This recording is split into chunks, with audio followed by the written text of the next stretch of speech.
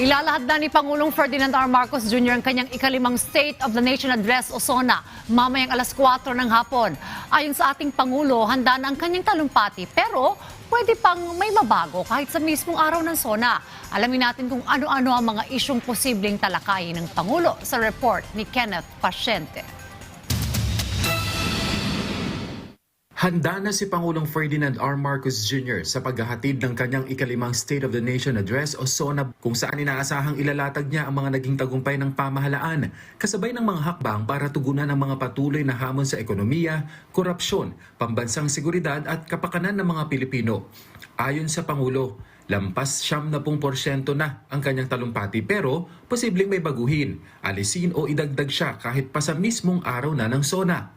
Sinabi ng Pangulo na tatalakayin niya kung paano nagawa ng pamahalaan na harapin isa-isa ang mga pinakamahihirap na hamon lalo na sa harap ng mga panlabas na banta tulad ng tumitinding tensyon sa gitnang silangan na may epekto sa ekonomiya at enerhiya.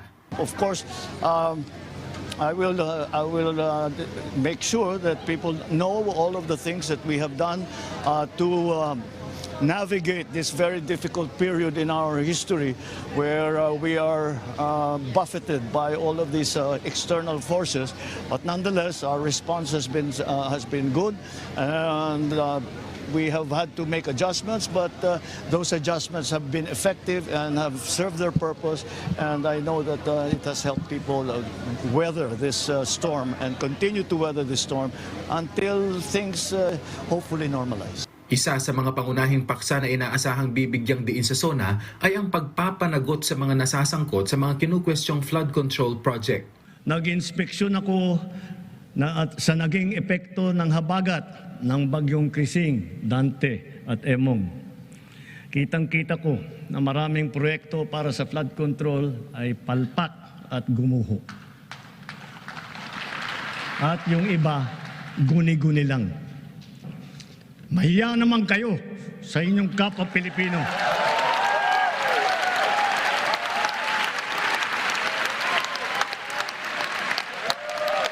Matatandaan sa ika-4 na SONA noong nakaraang taon, ginamit ng Pangulo ang linyang "Mahiya naman kayo" bilang babala sa mga tiwaling opisyal at kontratista na sangkot sa mga proyektong hindi nagbigay ng inaasahang proteksyon laban sa pagbaha. Muli ring inaasahang ilalahad ng Pangulo ang mga ginagawang hakbang para masiguro na ang pondo ng bayan ay nagagamit ng maayos at may nakikitang resulta. Kabilang sa mga hakbang ng pamahalaan ang paglulunsad ng online platform na Sumbong sa Pangulo para madaling makapagsumbong ang publiko ng mga katiwalian at iba pang irregularidad sa mga proyekto ng gobyerno. Inaasahan din na mag-uulat ang Pangulo tungkol sa kalagayan ng ekonomiya matapos makamit ng Pilipinas ang katayuang upper middle income country. Ilalahad din niya ang mga hakbang ng pamahalaan para makahikayat pa ng mas maraming pamumuhunan, makalikha ng mas maraming trabaho, mapalawak ang mga industriya at mapanatili ang paglago ng ekonomiya sa kabila ng mga hamon sa loob at labas ng bansa. Inaasahang isasama rin sa SONA ang mga plano ng administrasyon para sa mga susunod na taon para mas mapalakas pa ang ekonomiya at mapanatili ang pag-unlad. Inaasahan din sa talumpati ang paninindigan ng Pilipinas sa West Philippine Sea. Patuloy na ipinaglaban ng pamahalaan ang soberanya at mga karapatan ng bansa sa pamamagitan ng diplomatiko at legal na mga hakbang na naaayon sa pandaigdigang batas. Patuloy naman ang pagbabantay ng mga ahensya ng gobyerno sa mga pangyayari sa West Philippine Sea habang pinapalakas ang mga hakbang upang protektahan ang mga mangingisdang Pilipino, mga yamang dagat at ang karapatan ng bansa sa sariling karagatan. At its heart, this award is about people. It is about our fisherfolk whose ancestors have cast their nets in these waters for many generations and who deserve to fish in peace, in safety, and with the dignity to feed their own families. It is about our coastal communities whose survival is tied to the health and ecological integrity of our oceans.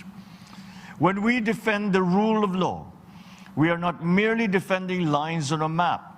We are defending the lives, the livelihoods, and the future of our peoples. Excellencies, ladies and gentlemen, the legacy of the 2016 Arbitral Award is still unfolding.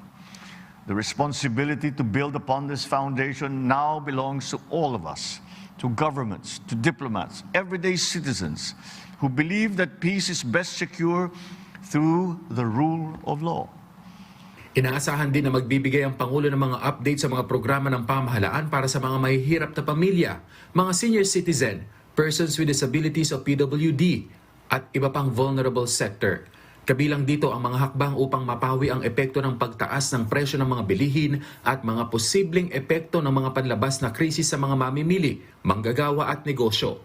Inaasahan ding maibabalita ang mga naging bunga ng Executive Order No. 110 na nagdeklara ng State of National Energy Emergency at naglunsad ng UPLIFT o Unified Package for Livelihoods, Industry, Food and Transport. Layunin ng programa na mapanatili ang seguridad sa supply ng enerhiya, maprotektahan ang kabuhayan at matiyak ang tuloy-tuloy na pag-andar ng ekonomiya sa kabila ng mga panlabas na banta. Sa kabuuan, inaasahang magiging komprehensibong pag-uulat ang ikalimang sona ng Pangulo, hindi lamang tungkol sa mga nagawa ng pamahalaan, kundi pati na sa mga konkretong plano at estratehiya para tugunan ang mga hamon sa pag-unlad, pambansang seguridad at kapakanan ng bawat Pilipino. Kenneth Pasyente, para sa bayan.